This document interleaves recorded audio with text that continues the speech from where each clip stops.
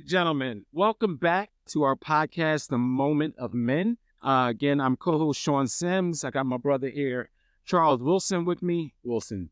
You're gonna start it over. No. Keep it in there. Charles Williams. Right. I want you to know how much your friends like value the name. That's all right. That's all right. Chuck, his name is Chuck. So we are back in today's topic.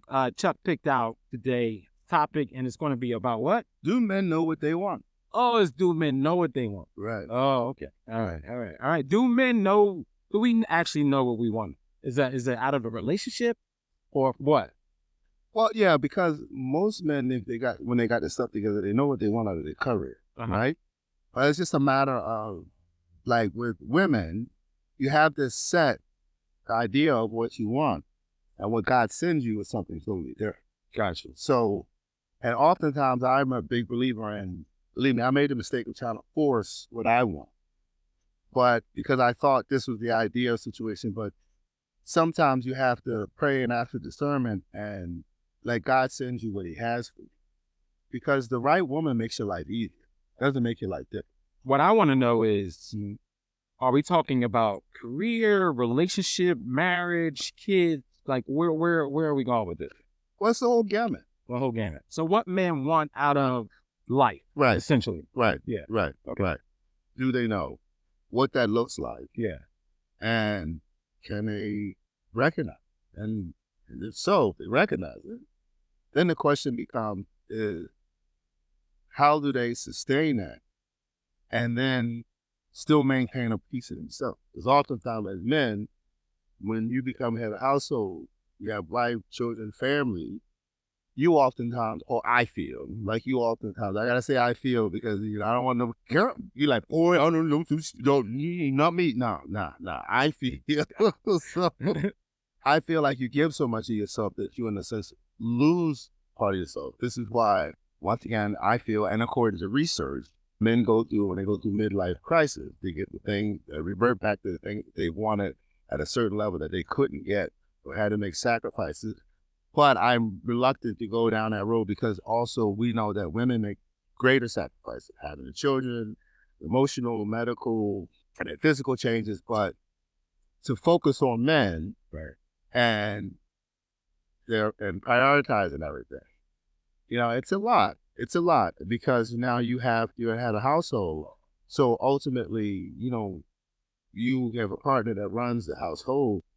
You're the final say on everything. So if stuff goes right, you're celebrating. Right. If stuff goes wrong, you're right.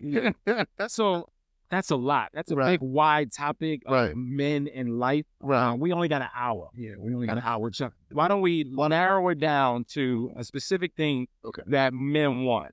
So if you were to choose what specific thing men want, would it be career? Would it be their marriage? Would it be from the children? Or would it be from, what is men's calling from life? And I know when we talk about last episode, we talked about a lot of things, but for a moment of men, my idea of moment of men comes with men stepping up, right? Right. Not only being the head of household, but being a tender lover, being a gracious father, right? A person in their upstanding person within their community, a leader in the church and in his home. And so when you sent me over the topic, I was thinking relationships. So I brought these books here. So that's why I have these books here that are sitting right here. I brought, I came with a library.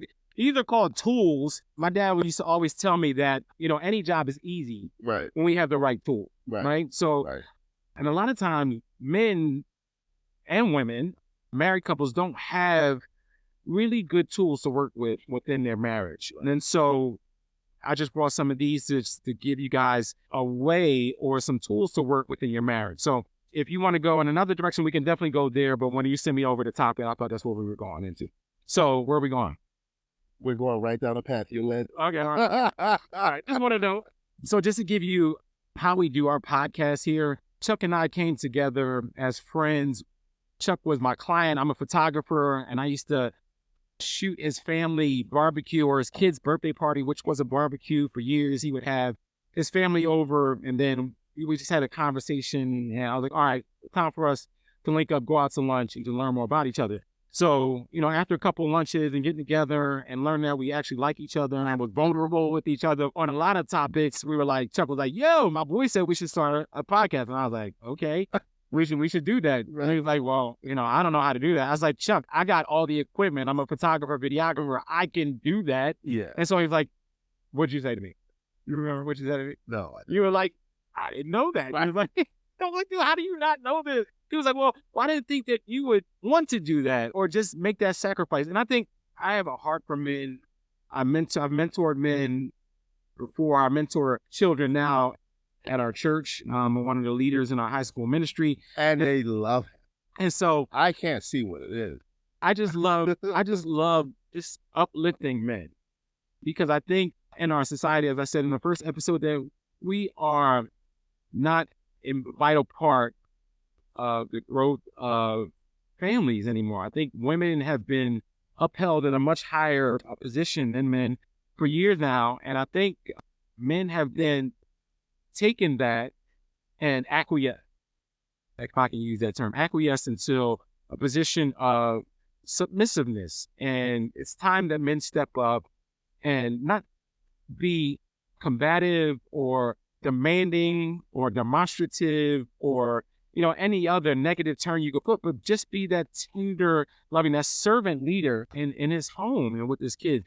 And I think that I hope that we can help that. We can target those individuals or those men that are feeling that way in their marriage or in their home to just step up. And, these are just some of the tools that I brought with me.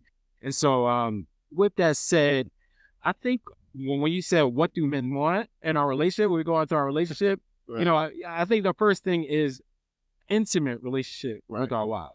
Right. And so I know that you are widowed. So right now you're not in a position to speak on that. But, when you were married and then when you were in a relationship with another female, like, how did that progress? Or how did that transpire within your relationship? So before I answer that, I'm going to go back to our original question. Right? Yeah. So I have to address. Yeah. We've talked about this. For me, I believe in really liking the person before I look to see, is there a basic connection, right? Like other people look at it and say, oh, like I've heard people say, like neighbors, friends, and coworkers, oh, this person does this. They make a great addition to my friendship. I don't look at friends that way. I don't. That's why I never, like you said, I never looked at what you have, what you can do. But anybody who has just any common sense about them, or I don't say common sense, I have common sense. Anybody who really just kind of can put the pieces of the puzzle together, like, oh, he has equipment, he must have this, he must have this. My mind doesn't go like that. Yeah. My mind does not go down that road. I don't really care what the next person has. So right after you said it, I was kind of like, why didn't I? I was like, Chuck, why didn't you think that he would have the equipment when he does this for a living? He comes to your house with all this fancy equipment and a freaking drone. He should know this. Right. But I didn't. Uh-huh. But to answer your question, for me, I think the thing that in what men want, and you talk about sensuality and sexuality are very different. Absolutely. things. But some women oftentimes think when you talk about sensuality that you're automatically talking about sex. And I learned that intimacy for me was very important. And I'll give you an example, right? Being able, listen, we were talking about this earlier. Hank has a new CD out. So go out and get the new Tank album. Right. It's supposed to be really good. He asked me, do you like Tank? I said, I can listen to Tank. No, you don't even like good music. There's no way. I like great music. Right, but that CD is blind, looking someone in the eyes and sitting across. Like it's an imagination for me right now, but I can sort of put out in the universe what I want. Right. Like that is looking someone in the eyes, having a conversation, and just really just those pure intimacy. When I'm not talking about void of sex. I mean intimate moments. Right. But I think the thing is sharing wine together, having conversations, being at a place where I can give all of me and what I've been through, right? And you talked about tenderness earlier, right? There's a borderline between being bitch and being tender. And I always think that's a struggle for me because it's I'm a kid who grew up rough, I love my life now. I have a great life. I'm thankful for where I'm at. And that comes from my experience with women. You have to be ready at all moment and almost have to be like DMX at times. And then all of a sudden, now I got to be Ralph Tresvant when you need me. Like finding that balance, like is very tough because then you're just like, sometimes you just like, look, I just need this moment. I'm not in that space right now. I just need this. And then, that gets over sometimes and I would say never, like in a relationship, that sometimes can get overshadowed from it. It's kind of like her needs are superseded by what you could want. And then it's like, if you take a moment to be selfish, then you're seen as being selfish. Right. But, you hear women say all the time, well, I'm going to take this. You don't argue that. You give them that space because that's what's needed. That's what you're taught. But then what space am I having? Like, let's have that discussion. But for me, the most important thing, like I'm saying, going back to intimacy, was just intimacy. There's moments where I can say, like, hey, I heard this song today, thought about you. Like, how was your day? Like, what are you doing? Checking in. Yeah. So I totally agree. And I tell my wife, intimacy for me or seduction for me, it starts when we wake up, right? Oh, yeah. So it doesn't just start if we go to bed, Right. we're being intimate then. No, it's throughout the day. Like, Right. What is she wearing? How is she dressing? Right. Is she complimenting me? Am I complimenting her? Right. Those type of issues or not issues, but those type of really great moments when I feel uplifted, I feel pursued Right. by my wife. Then it's like, oh yeah. As a man, we can turn it on like that, right? Right. But it's important for me to have those moments. I love feeling pursued. Like, when we were dating, she pursued me, I pursued her more. Right. But as we're married, I'm still trying to pursue her. When that falls off for her, then it's like, oh, then I shut down. Like, oh, she's not pursuing me. Right. What am I to do? And like, I'm here. Hello, how you doing? Say something dirty to me. And then and all that stuff. Something like that. These are noted and researched. Yeah. So I'll let you know where we're at. I'll put in a description of our podcast. Okay. But yeah, it's like, especially we've been married 18 years now, almost 19, together for 21. And so, we have to do things differently. We have to stretch those intimate moments out. So where it's not just, okay, hey, how you doing? At 10:30, 11 o'clock at night, I want some, Right. There are times when my wife just doesn't really feel like being intimate. She says, okay, all right, well, Right. Yeah, we can. Right. And those times are awesome because she's being really sacrificial, but I don't want that every night. Right. I want to be pursued. Right. I want her to look nice, and I want her, and that goes along with dating. So you still have to date your wife or your spouse. Take him out, put on the laundry when he get home.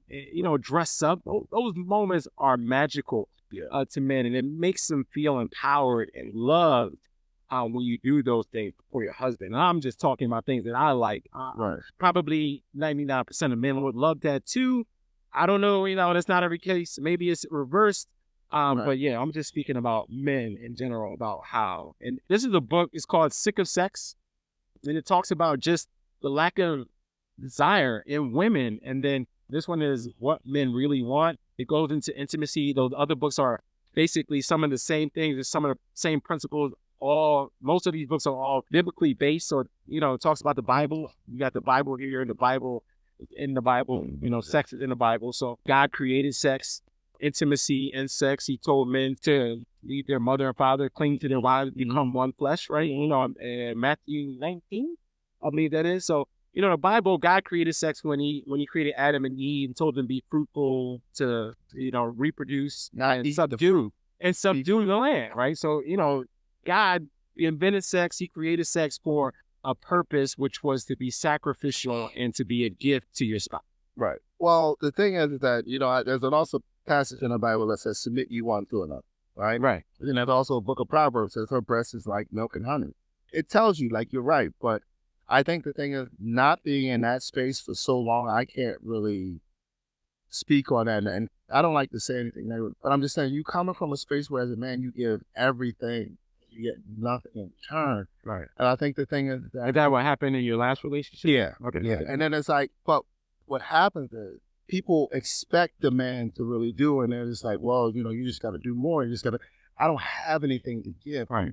I'm here. Like, I'm wide open. I have nothing. there's a book I think called The Love Bank or something like that, where it talks about Yeah. deposits and withdrawals, right? So I have read. and so if your significant other is taking so many withdrawals and not putting any deposits in, Right. your bank account, your love bank becomes negative, and then you really don't want to give anymore. Like you got, like you say, you got nothing else to give. Right. And I've given all I got. Where's mine? We're human beings. Like we want for things, and if we're not getting them, then we feel taken advantage of them. Yeah, and that's the thing. And then you think the thing is that it's like the one who's like you're giving, right? And I think the thing is that there's an expectation toward men. Like, so if a man is kind of like, oh, you're supposed to, okay, but I know what I'm supposed to do. You don't have to tell me. Right. But if it's hurting me, if I find a way for me to do what you need for me to do so I can get what I need out of it. Like, I gladly do this if I can get these things. But that's overlooked. And then, when you're an oftentimes when you're a man, like, number one, you don't go running and telling your friends. You don't go talking to people, right? Because then you're seen as weak. And it's like, oh, you got to suck that up. Then it's like, well, why do I have to keep sucking it? Like, well, I have a partner here that's not doing anything or not helping me or I'm not supporting you. Right. And then you're just like, well, oh my God, like that's all that fancy stuff. Just work it out. And you're like, okay, so one of the things I love work with therapy, right, is that she included the Bible and one of the stuff, and I was like saying, like, I didn't know what to do. And I was like, well, I would say this. And she said, okay, well, explain to me what are the fruits of the labor of your partner? What are they saying? What are they doing to follow up with the apologies? And I was like, well, nothing. Then I basically asked when I had to learn, like all of my effort. Well, void. I wasn't being, you weren't valued. Appreciated. Right. Valued, I wasn't. And I was like, how does this happen? Like, how do I get to a point where, and it's like, I had overlooked so much trying to give because I was just like looking at everybody else. And I was like, if I just get this, if I can just help that one through this, help this one through this, if they just do this, if she just did this, then it was to a point where it's like, okay, you can't want something for somebody. They got to want it for themselves. Right. And when I read in one of the books, I started reading a lot and just started getting into my Bible, and therapy helped me heal. And one of the things I learned is that, and I posted this, is like, we have to stop trying to love the red flags out of people. You just fucking can't. You know what I mean? We do. And I'm empathetic. So if a person shows you who they are, believe them. Believe them. My thing was that for myself, I was like, oh, I don't do that. I don't have a problem with that. I don't have a problem with that. Let's go. I can do everything else you need, because I was just like, life is simple. And I thought, like, for me, coming from a marriage where I got led into a great situation, I felt like I owed that to somebody else. Yeah. So it wasn't like I was trying to replace anything. I was just simply trying to give somebody what somebody gave me out of love. Right. Because if you can love me, someone can love me up, I can love someone up with me. But apparently loving up doesn't look the same way as I thought. So I think as men, right? And we have a problem, or we are innate in this thinking, is that we can fix anything, everything, and everybody. Nope. And I know a lot of men that are out there, like, I can fix her, right? If I give her so much love and affection, and I sacrifice and I give them money and shower them with all kind of gifts, she will be okay. That's not where we should be. Right. We should be in a position where, yes, love our women, love our spouses, love, provide for them, sacrifice for them. But if you're being taken advantage of, if a person, like I said before, a person is showing you who they are in spite of all of those things, and they can't love you back, or they can't do things for you that show you love and how you need to be loved and how you told them you need to be loved, then yes, that relationship needs to have a serious look into what's driving the relationship. Is it infatuation? Are they in love with you as much as you're in love with them? Do they even like you? They're just taking advantage, right? That's very real. Right. That's very real. Right. Very real. But the idea, though, if a car, I always tell people like this: if you inherit a car, right, and you love this car, and you're like, oh my God, it's a red convertible, just what I've always done, right? Mm-hmm. So you throw all this paint job and new chairs, but no one fixes the engine, the transmission, and the frame, and it's ready to collapse. No matter what you put on it. On the outside. Right. Yeah. It's the inside is falling apart. Right. So you have to stop, in a sense, pardon my lack of a better expression, but you have to stop trying to put a dress code on shit. It just doesn't fit. You know what I mean? Like, you have to stop that. And the thing is that, and not to say that that makes that other person a bad person, it doesn't. They probably have well intent. I'm not for down and nobody. That's not my thing. Right. My thing is that I had to learn to protect myself. Right. Because I was to a point where I was falling apart. Right. Because I didn't understand what was happening. And then once I learned what was happening, and then through therapy and through men's group and through reading and through research, mainly therapy, really, but a lot of the research came from being in therapy, and then I wanted to do my own self-enlightenment. I understood, and I was like, well, wait a minute. Because I always thought, like, I was so busy giving that I didn't ever expect to receive. But I had to learn, and I had to relearn that, because once you're so invested into someone else, you forget to invest in yourself. Yeah, you forget who you are. You become that other individual. And I think that's more on the line of infatuation, right? Worshiping that individual. No, that's not what it was for me. Well, sometimes men prop their spouse up where God should be. And so I was guilty of that. They put that person first. They idolize them more so than they even love, trust God. And so I tell you, my 4Fs, right? You have faith, family, fitness, and finance. I ain't got nothing without my God. After that, one more F. What's that? Fuck it. That's right. Yeah, that's like that. But I don't have nothing without my faith, right? Without my God. So that's here, and then my relationships are here. Right. And so that's my family. And then I work out. I just try to stay in shape, because even if I have finances, finances coming my way, if I'm not healthy, I can't spend them. Right. When I can't live the life that I want to live with my finances if I don't have my health. Right. And so if people, or if men are propping their wives up ahead of God, then that's the issue there. And that's not the way God intended your marriage to go. And so I think that when we do that, we're blinded to what God calls us to do in our marriage, and not only who God calls us to be. And we forget about that. And that's where a lot of times men are not stepping up, or they're acquiescing, and they're not leading in their family because they've propped their woman up or their wife up so high that whatever she says, they do. Yeah, but see, I would say that I did that without knowing that I was doing it, right? It happened so natural because for me, I saw the person that was broken. I didn't ever see myself as fixing that thing. I just saw myself as being part of the healing that was needed, right? So let me stay around. Are you a psychologist? I am not. Are you a therapist? I am not. Okay.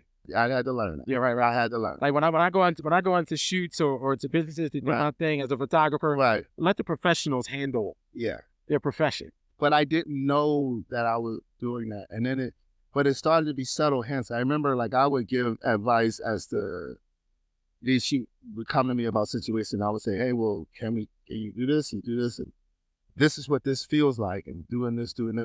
And I would watch, and then I started to feel more devalued, because I would watch that person give that advice to her friend and listen to her. And I take it and not take it to myself. I used to say, but I don't understand, like, am I doing something wrong? Did I not say it? It's like, and it said, it's easier for me to give it to them than it is for me to follow. So in our relationship, there have been times where I've given my wife advice. She hasn't taken it. She heard it. She got the same advice from some other person, and then she took it. And it was like, dude, I told you that years ago. I told, or months ago, weeks ago. Right. Now you got to pay somebody to tell you that, or you got a friend that told you that. Right. That would just piss me off. So if your husband is able to give you good advice, and it's sound advice, and he has a relationship with the Holy Spirit and the Lord, and you believe that he's leading you in the right direction, listen to him. Listen to him.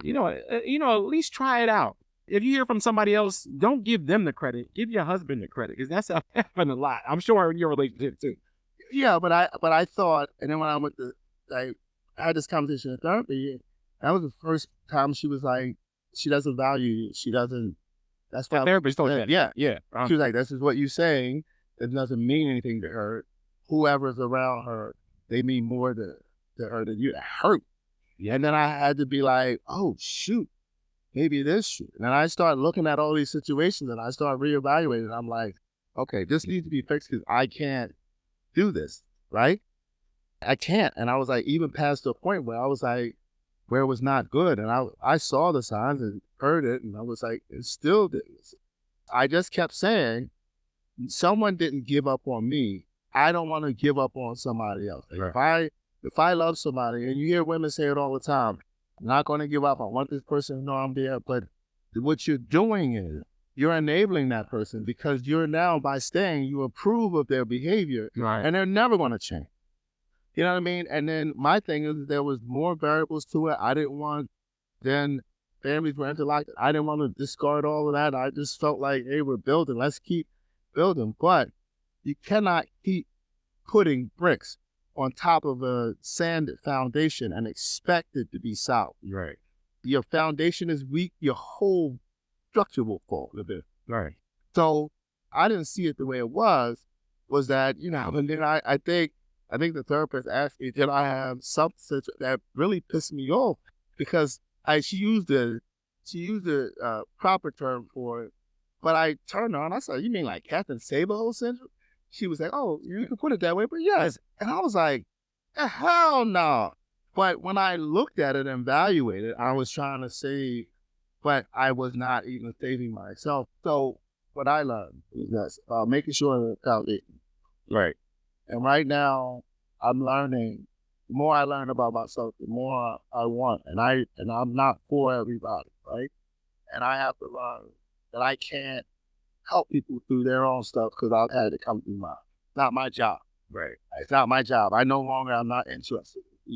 I smell brokenness or smell anything, the stench of that makes me run the other way. I'm good. Well, I think we're all broken, but to what extent? I would say, here's a better term. I'm not trying to correct you. I would say we all may be fractured, right?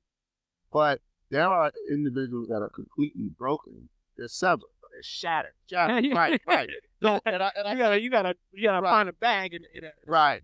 dustpan and sweep up the pieces and try to put them back together. No, you need a person that may be broken in like 4 different ways. Like it's square, you put them pieces back together real easy. No, right? And it never comes together well because it's like Humpty Dumpty. Right, still. But a shattered piece. Right. So, and I said to somebody, and when I was talking to a friend of mine, and she was, and she had a conversation, she was just like, and she said to me, she was like, oh, Charles, like, you're a great person. You're a soft landing pad. You have to help someone heal in life. And I was like, and I said, no. I said, it is not my job to fix what I did not break.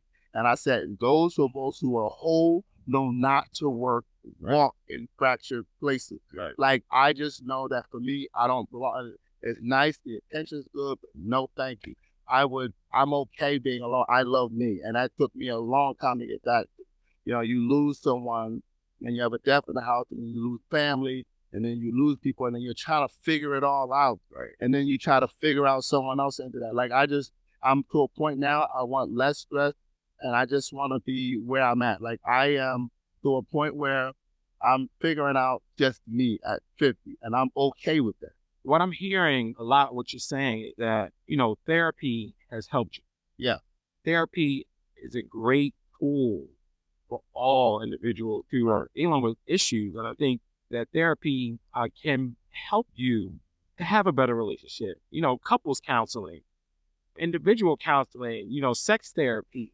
You've got some trauma related to, sexual abuse, anger management. There are a ton of things that drive us to be broken. And I think a really good therapist can help you with self-improvement. Right. And that's huge to not only be a better person, to want to be a better, have that drive to be a better person, to be a better husband, to be a better father, to stop. I talked about this last show, is to stop the cycle or the legacy, to break that curse, that generational curse, with you improving yourself, you seeing how your father treated your mother, or even you seeing how you treated your spouse in the past. Like, get some help with that so that your children can see that you're actively trying to be a better person, especially as a father, to girls and to men. I said last time, is 99% of men's problems are men's problems, meaning your father. And that goes a long way with helping men to have a better relationship with their spouse and helping them to feel safe in order to have an intimate relationship with you. And men, we need to let some stuff out. We need to let some stuff go. We need to talk about things that happened in the past in our marriage, in our relationship, with our children, with our parents, and get some clarity on those issues so that we're not holding on to that stuff, because a lot of broken people are holding on to unresolved issues, things that they have had no resolution to. They're just stacking on, that old adage of, it was the straw that broke the camel's back. There are straws. Let's help uncover some of those straws, to get help with some of those straws. Get those straws off of you. Get some of that bondage that is holding you down from being a better spouse or being a better girlfriend or being a better woman, so that one day when you find that Charles, that good man that you are, you can bond with that individual. You can build with him. You don't have to have a bunch of fear or a bunch of, dissatisfaction in men that you bring into the relationship. Because a lot of women are dissatisfied with men because of other relationships that are broken relationships, because the men that they were with were broken. So, we're breaking each other, essentially. We're picking the pieces up, trying to help this man, and he's continually beating us down. And then we get into the next relationship, and we're thinking that man is going to continue to beat us down, and we don't recognize, or they don't recognize, when they have a good, safe person in front of them. And a lot of the time, like I know you've been on a few dates, a lot of the times when women are demanding things from you, it's out of fear that they don't get hurt. Right. Right? They want to make sure that you're safe. Like, I deserve this, I want that. It's because they didn't get that from their past relationship, and they're demanding that now. If you're not meeting those needs, then they don't want to be with you. So it's kind of the same thing. But if you get those issues resolved and learn to know that that last individual, your last relationship, is not the one you're currently in, and give that guy an opportunity to prove to you that he is worthy without putting on so much pressure on him, I think that that's essential in building a better relationship, or even a second date. Well, the thing is that for most men in these relationships, I could talk to a lot about this. My biggest thing is that men are not, like I said earlier, not included in the equation, right? And I always learn that you never know. And I use my point of reference, and I said this in therapy, and I said it wasn't sure if this was it was like my point of reference was my marriage, and it was because that was for me when I finally got it right? And I said, it was a place that I had that I could be completely vulnerable. I've never had that. And to a point where when you had a situation where your tears are seen as weakness, or you have a moment, there's no safe place for you to be. And there's not a room for that. Like, and I think the thing is that when I was saying earlier, when we were talking about what men want, right? A lot of times we don't know we need those safe spaces until we meet a woman that's mature enough, or a woman that's experienced, or she and herself has learned to become whole as an individual, so she can become a whole person to you. So when two wholes come together to make an infinite circle, that is stronger than two halves trying to make one whole. So my thing is that if you're whole and you're certain that she is, then when y'all come together, there's space enough for both of you. But if one person is coming, all you're doing is taking, you're giving. So I remember my nephew put it best. He said, he came home for the weekend and he just said, "Oh, I just love you." He said, "Because through everything we've all been through, you've always provided a safe space." But he said, "Who has been your safe?" I called because I was like, and I said, "Well, I said, God has been a thing, my prayers, my meditation." He's like, "Look, okay, but who gives you all of the stuff that you've given everybody else?" Right. I didn't have an answer. Honestly, You say to me all the time that pastor said, "Give God your singleness." right, and I did, and I did, and I did, Right, and I did. And I stopped dealing with people. I just, and I go out. I'm okay with being alone. I am okay because I'm never really alone, because I'd rather be by myself until God put me where I'm supposed to be. Like yesterday, Come on, anybody not down? No, thank you. I'm not really interested in running with nobody. I'm not. Took my daughter out. We went out at a great time, opened the door for her. I said, listen, talk to her, told her about how niggas couldn't treat her. And then because we as men, you see women that have all these expectations that don't even get to know you because they have these expectations. They call me, do I want this? I want this. I want that, right? So I always start telling my daughter, like, this is what you should look for in me. Like, learning to have dialogue, learning to have conversation. And I said, don't look for no man that doesn't open the door for you. Like, expect that. Like, have expectancy for the basic thing, but take care of yourself. Like, no, her and I we sat there for 2 hours having a conversation at the restaurant. And she had so many questions. I learned so much about little 12-year-old girls that I didn't really, you know what I mean? Like, I don't know who's name and what they like, what they don't like. And all, I have to go research some of the shows and stuff to keep up on my daughters and all the other things. You make a valid point because in your marriage, your girl or your children are watching how you treat your husband, right?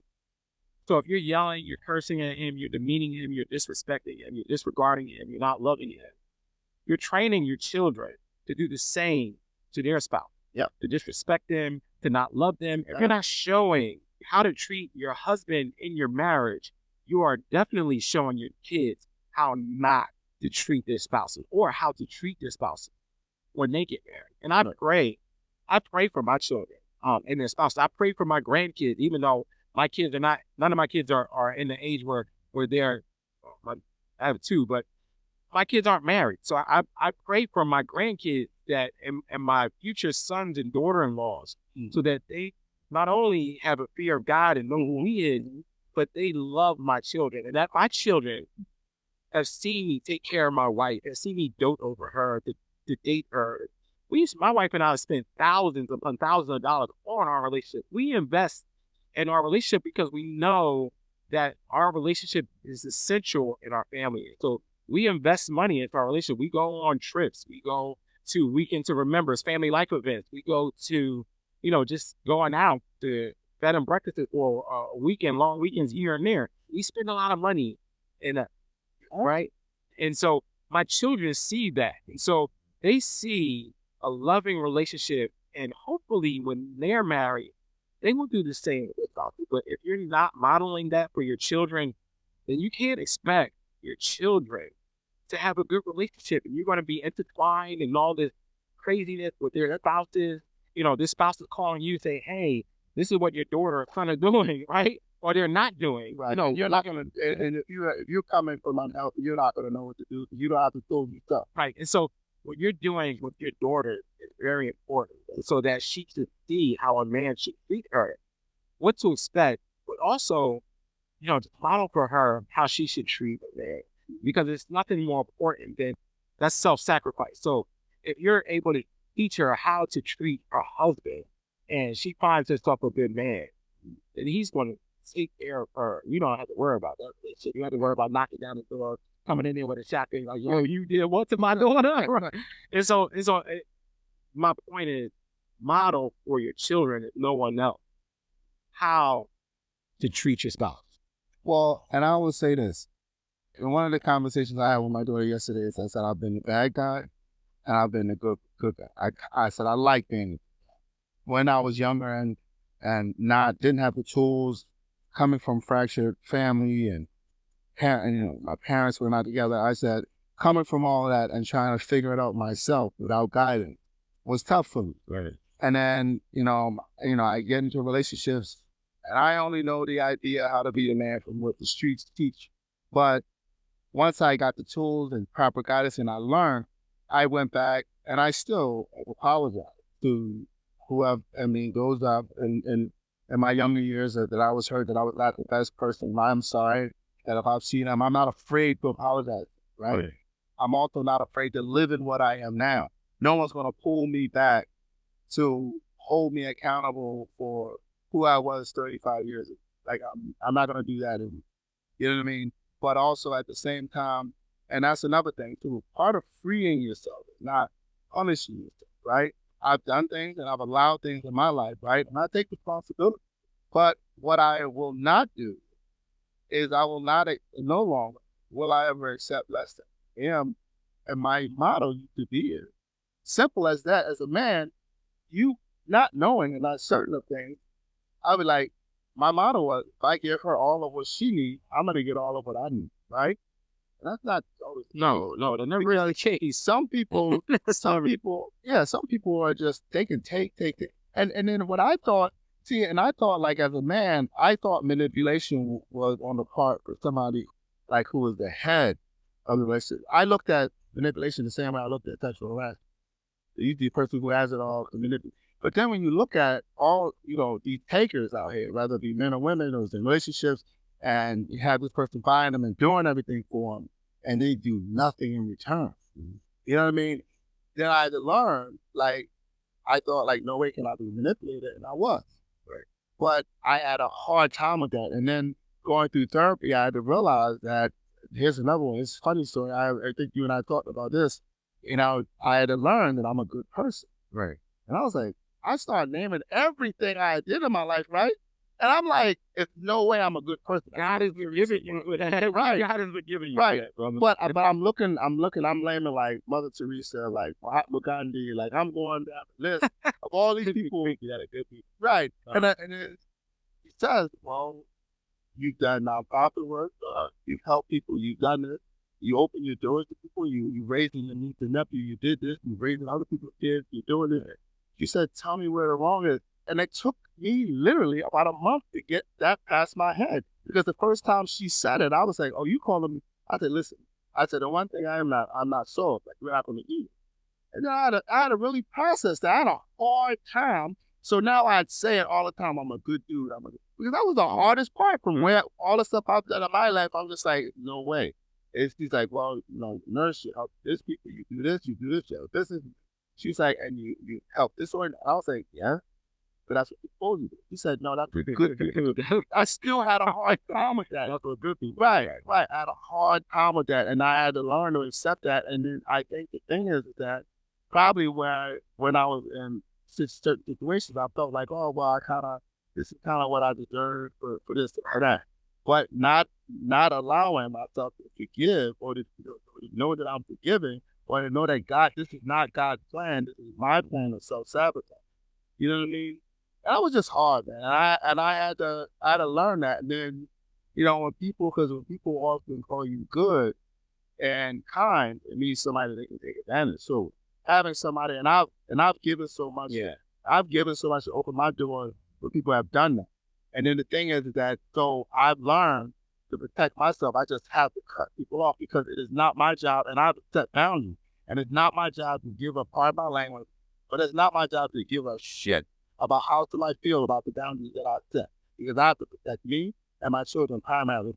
Because the people around you that are doing the giving, taking, and manipulating, they're protecting theirs. I think for men that are successful and have good heart, Right. it's very difficult, especially with the women out here today. Not all women, but the women that are in the world. Mm-hmm. And what I mean in the world that's not in church, that don't have God as the center. Yeah, no, because you have a lot of them in church. Well, you mean, no. They're broken people in church. Yes, Right. Church is the perfect place to be. Right. It's full of imperfect people. Right. But but the ones who I have a relationship with God. Yeah. No. That's what people Right. women go from the club to the church to no problem. They're in the right place. Right. So, Right. They need some spiritual guidance. They just haven't had a mentor to come alongside of them yet. All right. They're at least they're there. I don't care if they go to bed at 4 o'clock in the morning, wake up at 7 and get them to church at 8. They're still trying, right? They're still making an effort to, be in a place where they're positive people. Right. You got to give it to God. You're that Nobody. Unless you fall out, giving the Holy Spirit out. At this point of my life, I'm good. I gotta protect myself. Yeah. Unless you come to my door with a Bible, write the scripture, recite it in tongues, then we can talk. Otherwise than that, And so I think that it's just a class of women that you need to be in a community with, mm-hmm. or a class of people that are in a similar situation where, they have something right? They have a spiritual relationship with God. They don't really need you to take care of them, but you want to come together mutually and build on something together. They don't. Yeah. Yes, they do. Yes, y'all do. Y'all believe it. It may not be in this area, right? Where we are. Your house. What you got? Oh my goodness. No, I'm gonna save my money, spend yours, bro. Yeah, no. No, I know you said you went on a date one time and a woman said to you, "Well, I want this and I expect this," and you was like, "What do you want to do?" Right. What are you gonna do for all that? Right. And our thing was, well, what I gotta do for all that? I'm a woman. Stay being a woman and stay safe. Yeah. Yeah. I'm good. I don't need no more understanding. I'm good. Yeah. I love me. So we're gonna go back into the whole, give you another tip here. So that one is 100 ways to love your husband. And if you open it, it's like almost like a daily devotional. Give you day 22. This, if you open it up, it says, this is number 22. It says, kiss him on the lips. Right? Read. Hey, listen. If you got this in your hand, we can talk. What does it say? Read it for them. Read it for them. Listen. Kiss him on the lips every day, long time. This should be a lifelong practice. My husband and parents have been married for over 60 years, and they still kiss on the lips. Makes me smile every time. Me too, though. So this is a great book just to keep your marriage fresh and new. And then you got Red Hot Monogamy, and that is by Pharrell. That's another great book. Ham Pharrell, not the weird guy that makes the beat.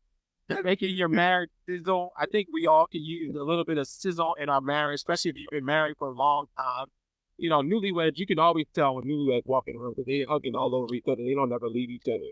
I want to be newlywed even when I'm oldly wed. That's right. That's what that book is about. Hey, listen, I want to be 80 still chasing her down the street. No, don't run from me now. No, one of you guys going to be faster because one of you going to be in a walker. The other's going to be in a wheelchair. I don't care. Listen, come here, girl. I'm rolling up on you. So that's important. Growing old together, like, you know, that's really important. And I think that as you grow as your family, your legacy, when you can grow old together, right? If you've gone through all the hard times and you stuck it out, that says something. And then God looks down on that and he's like, he's so happy. He's so pleased that, you know, in your marriage, even if it's hard right now in your marriage, there are tools that you can do. I spoke on this earlier where you have the weekend to remember. So you go to familylife.com, look up weekend to remember. They have them all over the country. It's a weekend. You sit in a room with a bunch of other couples. It's not a small group. You have a date night. You get away from your kids and you build on your marriage. Page number 66 in the book, we talked about sex. Guys love that one. You get a workbook to go through, and you can definitely use that tool to strengthen your marriage. But there's a lot of tools out there for marriages that, you know, right now, if you don't think you're going to make it, your heart just has to change. It has to turn towards your spouse. It has to turn towards your husband. You have to do something different. Maybe your husband isn't telling you because he doesn't feel safe. And if he is telling you and you're still not doing it, then, you know, that's something you need to go to God about. So, well, I will tell you that this situation I would get into, I'm okay because I'm never alone, you know, loving children, and my own is about, right? Yeah. But I would say anything that I get into or situation I walk down, I told you, my dream is always like been to occupy, just to have the family barbecue, like whoever God puts me with. And we just barbecue, it's just us, and we're just in the house. We're just sitting around each other. Like, that's all I want. I travel and do all that stuff, but the stuff that really makes me happy is just those for nothing barbecues. For Saturday, we just call the kids, call it and we're barbecuing, and we're just sitting there laughing and joking. And the next day, we're cleaning up and talking about, oh my God, like that little stuff is what warms my heart. So your love language, sounds like your love language would be quality time. Yeah, I would say quality time is the biggest thing for me, but also a part of like that. I'm not a person that needs gifts. Right. Physical, right. Like just like touch or just a reminder, or just like I like a phone. Hey baby, like where are you at? All the so-and-so's house is okay. Like I need a place where I can totally be honest. And I don't need to be punished for that. Right. Like I want to be totally open, babe. I'm over here. It's not quite what I thought it was going to be. If I'm going to leave in 5 minutes, I just want to make sure I get this, my boy, this and the other. I don't want to be. And I used to tell a story, and me and me and my buddy were laughing about this. I was with someone, right? So I thought that it was going to go to a point where we were going to go down that road, right? So I took them to Jamaica, right? And I carried them to all the places I like to go, right? And I carried them to the exact places that if you come down and I'm retired, where you'll find me, right? So you can pop up, you don't have to call. You can call up. I don't care because I'm about wanting to do life with somebody.